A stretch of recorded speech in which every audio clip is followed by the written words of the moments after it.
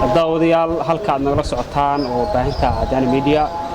saad u jeedin waxaan la jooga xildhibaankeena qaaliga Maxamed Cumar Dalxa oo runtii ah xildhibaan bulshaawi ah oday Soomaaliyeed ah aabba Soomaaliyeed ah oo runtii ah inta badan bulshada xildhibaanada ay aad u jecel yihiin xildhibaan waxaad ka soo hadashay haybsooca inta badan haybsooc ma Soomaalidu gooni u yahay mise adduunka oo dhan laga yaqaan haybsooca adduunka oo dhan laga yaqaan واتي ساوث أفريقيا كجري وأكتين أبارتج يا يوروب كجرا وأكتين أمريكان وكجرا أمريكان وأكتين ما كان أنت جبل سكا وضك إسكالها أنت لقب صدي هذانا ريد إنديان سكا يا ولو بحي وأنا مانتا أفر إلى وقت سالوكو مشغولين إن أيها دروغ هذا وحتى لو فصحي سينا نوحسوس لندلك إن أيها إلهاين يا أفر بدن وأركتين sidaan ku sheegay Jarmanka kibriga isla weynaa dunyada laakiin markii la isbarbar dhigo wadamadaas kale ee Soomaaliya oo kale ma isdhihi karaa Soomaaliya aad waxa waaye bahalkan u saameeyay waa laga daran yahay Soomaaliya Carabba ka daran oo cunsuriyadeeda oo ayada 24 saac oo ayada adiga ku sii liidayso sheeka waxa dhex martay nin laba nin oo reer Suudaan oo nin koonfurina waqooyi oo ogtiin koonfurta jareer bay u badan yihiin waqooyigana waa yaani tatooda jilcan tahay كمبني بالك شقينا سعودي عربية على التجي كي أوفرت أيها وحلي بالي المركز كي سعودية كوير يا عبيد أسود كلمة عبيد مركو يري ورطة كي كلا شمالي جا ورفته وقصلي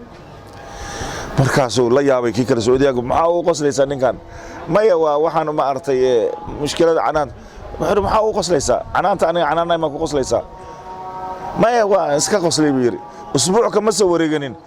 كي وقوي كتجي تنتي سجل عنيد إنسان كيسي دوبنا كي بالي هذا يا عبيد يا أسود كي كوفرت كتجي جنوبي واقل قشتي قصر إسكان أفقل قلاش وكدري أنت مجنون تضحك ليه تعمل ليه كده معويري مركز دم وعويري وعنكو قصر يا مكون شيء عدالة السعودية كجرت على يابي كلها ما حد عاي وعويري مركز أنا كان السودان جوجني أنا قال لي عبيد هاويري لكن هنا جنوب شمال كل عبيد ويري بكسره هو اللي وده السماية حتى مركي يوروب لو ودا تجي مدو واسا لو ودا نقضي dadkii oo dhan waxa la yiri waa naga taga marna yagar la yiraahdo ninkii madow umar waxa waaye ma artay yiraahdo black american ma gartay waxa soo dhan Soomaalidii oo dhan waxay noqotay waxay ku baxsanaysaa hadda waxa waaye magaca black american ma artay inay ka mid yihiin ayaan lagu liidan haddana maya african american iyo afro american haddana ay ma artay ay haddana sii noqdeen aad xildhibaanada oo mahadsan tahay marka isbarbarigto kale dumarka iyo ragga Soomaalida kaba aad ugu badan haybsooca dumarka u badan raggaas odayaasha weeyaan naagaha waxa waaye naagu horta waxa waaye iyada waa ninkay iyada ay rabooto cidi ka karimayso qof ay iyada aan rabin cidi ku ma artay sida ay reer ay u dhaqdo way adkaanaysaa laakiin dadka maskaxda ma artay iyaga dhaqanka haraadiga ah ee weli ku dhagan ee haysan oo anaga reer saas aan nahay ee sheekada ka bilaabaya ama reer hebel iyo anaga isma geyna iyo ragga ay ku badan yihiin maxay yeelay hableeni hadda markaad fiirisid marka Yurub la tagay ta boqolkiiba 90 waxa naagaha Jamaican bay guursadeen iyo Nigerian bay guursadeen iyo qaar waxaad arkaysaa waliba Afrikada laftirkeeda kala yara xoogaa muuqaal ma artay qurxoone kuwa Koongalis guursaday baad arkaysaa oo YouTube-yada la soo dhiganaya marka waxa waaye qaar yaani waxay ku xiran tahay qaar dadnimay wax ku guursadaan qaar hanti bay wax ku guursadaan qaar waxa waaye mansab bay wax ku guursadaan dadka interest maartay dadka qaarkooda haweenka xataa laftirkooda dad baa reerahooda u gala hadda waxa waaye Soomaalida badeed waa la isku wada guursadaayo meel farabad waxa arkaysaa kaba soo qaad midalan dad isqaba badanaa dad ayaga maxaad ku liiday qof waxaad ku liiday waxaad tiri reer ahaan dadkan kaba hay tolaan waa farsamo ay reer hebel maxaad ku liiday waxaan ku liiday waxa waaye beeray falaan oo ma artay waa ama qaar waxaan ku liiday physical appearance kooda dad oo ma artay aan qurxoonayno oo timaad adag waayo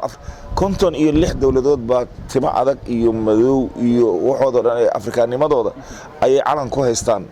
ee dawlad ay ku yihiin abuuristanne ما وحسوق لقى سو يبسدي أما بكارها اللي تجاي ولا سو قرصنا ومرق قرحونه تان يصاب بحي أما سروال كان يسيو مارتي أما سان قاب كان يقتل أديك أدي زين ما أبورسته إيه هو الذي يصور في الأرحام كيف يشاء siduu doono ninka caloosha ugu abuurayo waa ilaahay ma adiga ma ilaahay buu ninkan adiga aad leedahay ilaahay baa adiga yani ku soo dulmiyey ilaahay wax ma dulmiye oo adigana saan kaa soo fool xumeeyey anigana saa qurux iga dhigay no waa imtixaanan tahay iyo arag ilaahay awoodda aan leeyahay inaan gaabiyo dhulka aan ku dhajiyo midna aan sidaa aniga kor loo eega aan ka dhigo inaan gabar midna aan sidaas bilicdeeda iyo quruxdeeda aan ka dhigo midna aan sidaa aan ka dhigo mid inaan lacag iyo xoolo adduunyo iskugu daro mid inaan faqri ka dhigo mid inaan talo u dhiibo midna aanan ka dhigo mid ma artay yani ilaahay imtixaan ummadiisa uu ugu talagalay abuuristiisa iyo awood dhiibidiisa intaba laakiin Soomaalidu waxaasoo dhan dhaafsiinay waxa waaye waa dhaqanka ku dhisan ma gartaya ilbaxnimo la'aanta iyo jahaalada iyo mutakhallifnimada oo waxa dhan hadda ay ku soo ururtay ay tahay qabiilaysiga marka ninbaa wuxuu ku leeyahay aniga abtirsiinadayda Quraysh baan gelayaa soo abtirsi markaa tiraadid soo wada wuxuu ku leeyahay Faarax Calaso waxa waaye Muuse ma aragtay Jimcaale ma aragtay Qowdan inta wax magacyo Soomaali oo ka kan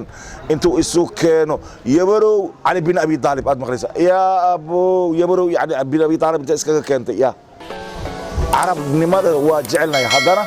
ummaddu waxa ay la soo guurtaa markay ay degan tahay deegaamadii xataa iyada ay ku nooleed ay la timaadaan magaaladan Jilib hadda waxa la yiraahdaa Soomaali oo dhan baa degtay kuwii Hargeysa ka yimid deegaankooda waxay kula joogaan magac la yiraahdo Hargeysa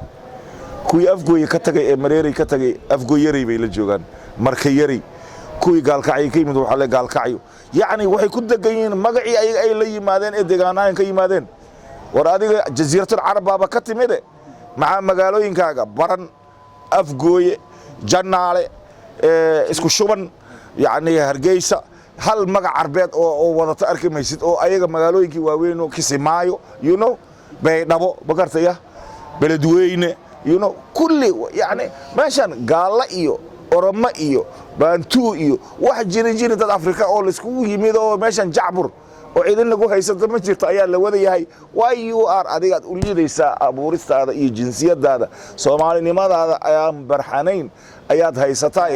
aniga duuriyadaan ahay aniga wareer hebel baan Quraysh baan aniga aan galaa iyo aniga waraadana laga yimid nin meesha ka leexanayo waligaaga adiga soo mar hadaad doontid wadada Bakaaraha anigana aan ku imaado mid Kaaraan adigana ku imo mid Cabdilcaziz markaan iskugu imaanayno bartamaha ceelgaab aadan baan isku imaanaa diintaada ku dhaqan walaalkaan ahliidin waa inna akramakum inda Allahi atqaakum kan idinku qiimaha badan Ilaahay muxuu ku sheegay atqaakum kan idinku taqwada badan alla ka cabsiga badan soo noqoto ma gartaya marka war aniga weligeyga saanan ahaan jiray Muuse taagnana kii helashalaysan aha haddii maanta laga daba yimid uu saan noqday isaga maya laakiin wuxuu dhan adoodan saan ii noqodin ama saan soo noqo adanin macadiida saan in la ahaado ilaahay batan uu ogol yahay diintii rasuulkana soo gaarsiiyay tan bay qoraysaa waxa marka u baahan diin in la saxoma diinta way saxan tahay waa dhaqanka ee isla weynida iyo qabka raqiiska ah ee nin walba asaga meel la joogo carabtana waxay tiraahdaa kullu fatatin bi abiha mu'jaba gabdha isufaanay baa liir wala aan reer hebel oo laandheera aan reer hebel ka sii laandheersan reerkiin anagoo kana ayagii baa gabdhii timaa isqabsaday maxaa ilma adeerayaal aad ku diriraysaan anta waweegay waxay tiri anaga idin ka fiican anaga reer hebel idin ka laandheersan anaga ina gaaran kana raajir waxa ma idin sheegaha kullu fatatin bi abiha mu'jaba gabar waliba ya waweeda u qurux badan oo laandheersan ma gartay marka Soomaalidu waxay u baahan tahay in la isu waramo markay isdhex gasho qolo walibana qolada kale wax ay tahay ay barato ardayda Soomaaliyeed Maxamed Ziyaad am sometimes waxaan ku amaanayaa secondary markay dhameeyeen waqooyi baa loo diray ardaydii koonfur ardaydii waqooyina waxa loo soo diray koonfur ardaydii waqooyi ayagoo maskaxdooda wax kale ka guuxaya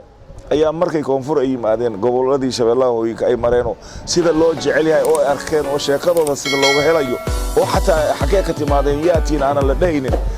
kuwii kale inta ay ka baxeen ayagana xagga ma artay ayagana wala weyntii sidii la markii dambe ayagana ayagoo madax la qaaday qolaba meeshii ayada ay tagtay caashaqday dhalinyaradii waqooyi soo aragtay ee meesha jiray waxay yiraahdeen war umad meesha ka fiican oo waligeena ana waligeena markii dadku waxay u baahan yihiin Soomaalida marka qaar la isku sameeyo intermingle inay isdhexgasho hadda marka isdhexgal badan baa yimid dad waxa laga yaabaa oo ama ugu fiican ma dhihin ninka madow ka qurux badan ka fiicanna ma una dhihin jannadan lagu geli maayo ma aragtay waxyaabaha la isku heebsoocoya camal baa lagu tagaa